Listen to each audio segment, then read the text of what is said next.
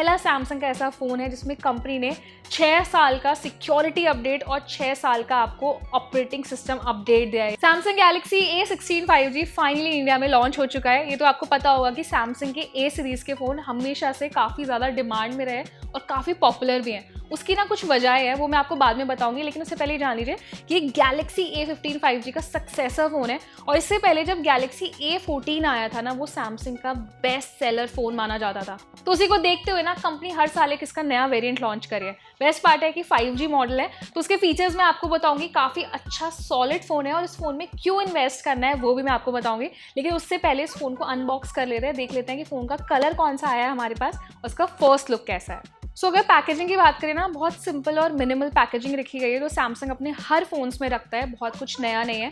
इसे कुछ फीचर्स इसके बॉक्स पर भी बताए गए, जैसे इस फोन में आपको सुपर एमोलेड डिस्प्ले मिलता है, ट्रिपल कैमरा सेटअप मिल जाता है और ये फ़ोन वाटर प्रोटेक्टेड है। फीचर्स के बारे में भी आते हैं। तो सबसे पहले इसको अनबॉक्स में करती हूँ। यहाँ पे कुछ सील दी गई है, इसको हम कट कर लेते हैं नाइफ से। ये फ़ोन हमारे पास है, इसको पहले मैं साइड करती हूँ और देखती हूँ कि फ़ोन के अंदर और क्या दिया गया है। तो यहाँ पर इस बॉक्स में तो कुछ नहीं है, इसको भी साइड रख देते हैं। बेस्ट पार्ट ये है कि सैमसंग ना अपने हर फ़ोन में बहुत मिनिमल पैकेजिंग देता है। जैसे यहाँ पे आपको सिम इजेक्टर टूल मिल जाता है। इस बॉक्स को भी ओपन करके देखेंगे तो इसमें आपको type C to type C एक केबल मिल जाती है, जो कि सैमसंग के मोस्टली हर फोन्स के साथ आती है। इसको भी साइड करते हैं। इसके बाद इसमें आपको कुछ बुकलेट्स मिल जाती हैं जिसमें आप बेसिक स्पेसिफिकेशंस के बारे में पढ़ सकते हैं। तो ये सब चीज़ें साइड कर देते हैं और अब आ जाते हैं फ़ोन पर। ये है Samsung Galaxy A16 5G। Best part है कि अब जितने भी सैमसंग के फ़ोन्स आते हैं ना, हमेशा एक ही तरह के डिज़ाइन लुक के साथ आते हैं। मुझे लगता है बहुत से यूजर्स बोर भी हो चुके हैं, लेकिन मेरा पर्सनल पॉइंट ऑफ व्यू ये है कि यही पैकेजिंग जो होती है, जो ये डिज़ाइन लुक होता है ना सैमसंग के फ़ोन्स में, एक फ्लैगशिप डिज़ाइन है और इससे फ़ोन बहुत ज़्यादा प्रीमियम लगता है। तो अगर आप इसका फर्स्ट लुक देखेंगे ना, देखने में इसकी जो फ्लैगशिप सीरीज़ है, जो S सीरीज़ है, वैसा ही लग रहा है। बहुत मिनिमल से चेंजेस किए गए। जैसे मैंने इस फ़ोन को लिफ्ट किया हुआ है तो मुझे बिल्कुल नहीं लग रहा है कि हैवी वेट है। आजकल मार्केट में कर्व्ड फ़ोन्स की डिमांड है, लेकिन ये फ्लैट एजेस के साथ आता है, जो पर्सनली मुझे भी बहुत अच्छे लगते हैं। जैसे हम आईफोन्स यूज़ करते हैं, आईफोन्स में फ्लैट एजेस दी जाती हैं, उससे वो काफ़ी ज़्यादा कंपैटिबल हो जाता है, यूज़ करने में ईजी होता है, हैंडी हो जाता है और स्लिप नहीं होता है। तो वो एक प्लस फैक्टर भी इस फ़ोन में है। पीछे आपको ये ट्रिपल कैमरा सेटअप दिया गया है, बहुत बेसिक पैकेजिंग। यहाँ पे आपको फ्लैश लाइट मिल जाती है। फ़ोन के ओवरऑल साइड्स आप देखते हैं ना, नीचे वाली साइड में आपको टाइप सी चार्जिंग मिलती है, एक स्पीकर ग्रिल मिल जाती है। इसी के साथ इस वाली साइड में अगर आते हैं तो आपको वॉल्यूम रॉकर बटन मिलता है और एक फिंगरप्रिंट सेंसर बटन मिल जाता है, जो कि आपका होम स्क्रीन बटन की तरह भी काम करता है। थोड़ा स्लाइटली है ना, कुछ एक बम्प टाइप का दिया गया है। बहुत अनईजी नहीं है, पर मुझे लगता है ये नीडेड नहीं होता है, लेकिन थोड़ा सा क्लासी लुक भी देता है। बैक पैनल वाला जो लुक है वो ग्लास बैक पैनल वाला लुक है, तो लाइट में थोड़ा रिफ्लेक्ट भी करता है, अच्छा लगता है। फिंगरप्रिंट्स का कोई मेजर इशू नहीं है, मैट फिनिश भी नहीं है, शाइनी भी नहीं है और बहुत बेसिक सा डिज़ाइन रखा गया है। थोड़ी मुझे थिकनेस ज़्यादा लग रही है देखने में फ़ोन की, लेकिन जैसे मैंने बताया ना, इससे फ़ोन हैंडी बहुत हो जाता है और बिल्कुल भी हैवी वेट नहीं है। क्योंकि जब फर्स्ट मैंने इसके बॉक्स को लिफ्ट किया था ना, मुझे लगा था फ़ोन थोड़ा सा ज़्यादा हैवी हो सकता है, लेकिन जैसे मैंने फ़ोन को अब पकड़ा हुआ है अपने हाथ में, तो मुझे बहुत ईजी लग रहा है यूज़ करने में। अब इसके डिज़ाइन की हमने बात कर ली है ओवरऑल, अब इसके फीचर्स पर आते हैं। अब मैं आपको बताती हूँ कि इस फ़ोन में इन्वेस्ट क्यों करना चाहिए। सबसे पहले ये जानिए कि ये अंडर 20,000 में लॉन्च किया गया है फ़ोन, और अंडर 20,000 के हिसाब से पहला सैमसंग का ऐसा फ़ोन है जिसमें कंपनी ने 6 साल का सिक्योरिटी अपडेट और 6 साल का आपको ऑपरेटिंग सिस्टम अपडेट दिया है। यानी कि अगर आप वन टाइम इन्वेस्टमेंट करते हैं इस फ़ोन में, तो ये फ़ोन आपका 6 ईयर्स तक ब्रांड न्यू रहने वाला है, यानी कि 2030 तक आपको इसके सारे अपडेट्स मिलने वाले हैं। अब आप ये समझिए, जितने भी मार्केट में एंड्रॉयड फ़ोन्स आते हैं ना, जब भी कोई एक यूज़र 30 से 40 हज़ार रुपये इन्वेस्ट करता है, इवन 20 से 25 हज़ार रुपये भी एक फ़ोन में इन्वेस्ट करता है ना, तो उसका सबसे मेन पर्पस होता है कि यार कम से कम फ़ोन 30 से 4 साल तक तो चले, फ़ोन ख़राब ना हो, अपडेटेड रहे, सारे फीचर्स मिलें। जैसे कि आप आईफोन का इस्तेमाल करते होंगे, ज़्यादातर लोग आईफोन का इस्तेमाल करते हैं, तो आईफोन के भी बेस्ट पार्ट ये है कि वो आपको काफ़ी सालों तक सिक्योरिटी अपडेट देता है, iOS अपडेट देता है, जिसकी वजह से आपके फ़ोन में मिलने वाले जो फीचर्स हैं ना, वो अप्रॉक्सीमेटली सेम रहते हैं।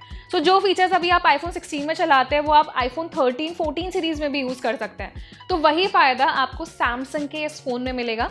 इसका सबसे मेन फीचर यही है कि अगर आप इस फ़ोन में एक बार पैसे डालते हैं, इस फ़ोन को ख़रीदते हैं, तो आपको बार बार कोई नया फ़ोन ख़रीदने की ज़रूरत नहीं होगी। ये वन टाइम इन्वेस्टमेंट फ़ोन है। और सैमसंग की जो ए सीरीज़ के फ़ोन है ना, वो बहुत सॉलिड फ़ोन होते हैं। ये ऐसा फ़ोन नहीं है कि जो गिरते ही शायद अचानक से टूट जाए, मतलब इसकी ड्यूरेबिलिटी में बहुत काम किया जाता है। हालांकि हो सकता है आपको बहुत सारे एडवांस फीचर्स इस फ़ोन में ना मिले, लेकिन मुझे लगता है कंपनी ने इस बार वाले वेरिएंट में काफ़ी परफेक्शंस किए, काफ़ी ज़्यादा इंप्रूवमेंट्स किए हैं, जिससे परफॉर्मेंस भी काफ़ी स्मूथ हो जाती है। जैसे मैंने आमतौर पे सुना है सैमसंग यूजर्स ने कंप्लेंट करते हैं कि फ़ोन हैंग करता है, डिस्प्ले बहुत अच्छे से काम नहीं करता है, तो उसको बेटर बनाने के लिए जो इसके डिस्प्ले फीचर्स है ना, वो इंप्रूव किए गए हैं। वैसे इसमें आपको 6.7 इंच का एक फुल HD+ डिस्प्ले मिल जाता है। बेस्ट पार्ट है कि बेजल्स इस बार बहुत मिनिमाइज किए गए हैं और ये एक सुपर एमोलेड डिस्प्ले है। तो नॉर्मल एमोलेड डिस्प्ले आपने सुना होगा, सुपर एमोलेड डिस्प्ले ये हो जाता है चेरी ऑन टॉप, मतलब आपको स्मूथ एक्सपीरियंस मिलता है। और बेस्ट पार्ट है कलर और पिक्चर क्वालिटी बहुत अच्छी होती है, ब्राइट कलर्स होते हैं अगर आप इसे नॉर्मल एक एमोलेड स्क्रीन से कंपेयर करते हैं। और सैमसंग वैसे ही अपनी जो डिस्प्ले टेक्नोलॉजी है ना, उसके लिए जानी जाती है। तो सैमसंग के फोन्स में आपको डिस्प्ले में बहुत कम प्रॉब्लम्स आएंगी। सो एक पॉइंट है जो मुझे लगता है जहाँ सैमसंग ने इस फोन में थोड़ा सा डिसअपॉइंट किया है, वो है रिफ्रेश रेट। तो इसमें आपको नॉर्मल 90 हर्ट्ज का हाईएस्ट रिफ्रेश रेट मिल जाता है। अगर ये थोड़ा सा और इम्प्रोवाइज्ड होता, बेटर होता, तो और आपको स्मूथ परफॉर्मेंस मिलती। लेकिन ऑनेस्टली जब मैंने इस फोन के डिस्प्ले को यूज़ किया है ना, तो चलाने में काफ़ी स्मूथ है, आपको नहीं लगेगा कि लैग कर रहा है या बहुत ज़्यादा हैंग कर रहा है। सो ये थे इसके डिस्प्ले और डिज़ाइन फीचर्स। अब इसके कुछ बेसिक फीचर्स के बारे में बात करते हैं, वो है कैमरा फीचर्स।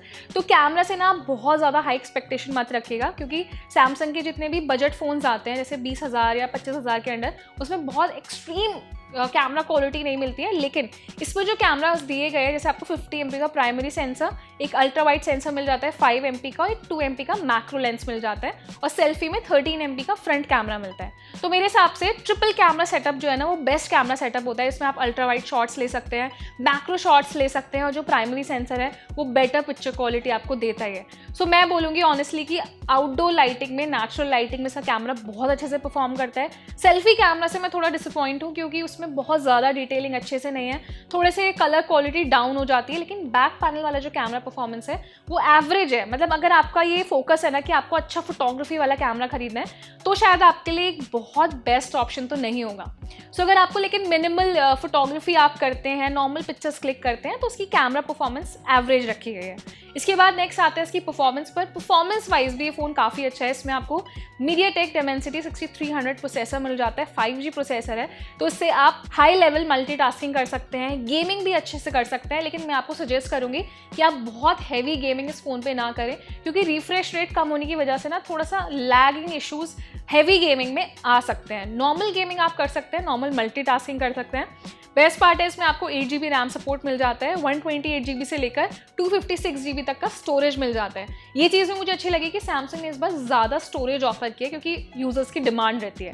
अब इसके बाद बेसिक बैटरी फीचर्स रखे गए। 5000 mAh की बैटरी, 25 वाट का फास्ट चार्जिंग सपोर्ट इसमें है। मतलब जिसे कंपनी ने क्लेम किया है, हाफ एन आवर की चार्जिंग में आपको 50% तक का चार्जिंग इसमें मिल जाएगा। ठीक ठाक बैटरी बैकअप है, बहुत ज़्यादा फास्ट चार्जिंग नहीं है, लेकिन सिंगल चार्ज में आप इसे 1 दिन तक आराम से यूज़ कर सकते हैं।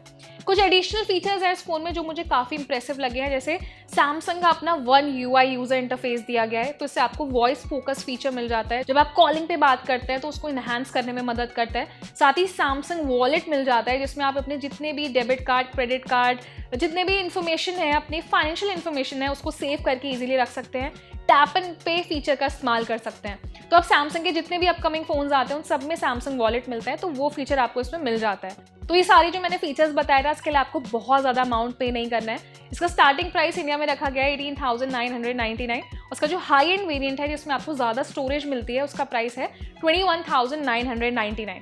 तो एक तरीके से 19,000 से लेकर 22,000 रुपये तक आपको खर्च करने हैं इस फ़ोन के लिए। लेकिन जैसे मैंने बताया ना कि ये एक वन टाइम इन्वेस्टमेंट फ़ोन है। बेस्ट पार्ट ये है कि सैमसंग अपने पहले किसी फ़ोन को इतना हाई लेवल तक एक्सटेंड किया है ऑपरेटिंग सिस्टम अपडेट में।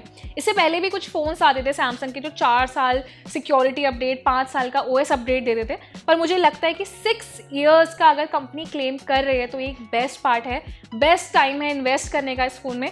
इंडिया में फ़ोन लॉन्च हो चुका है, अब इसको बाय कर सकते हैं, कंपनी कुछ डिस्काउंट ऑफर्स भी दे रही है। तो मैंने अपना पॉइंट ऑफ व्यू बता दिया, इसको अनबॉक्स भी कर लिया। अब आप हमें बताइए कि यार सैमसंग गैलेक्सी A16 5G आपके लिए एक बेस्ट ऑप्शन है?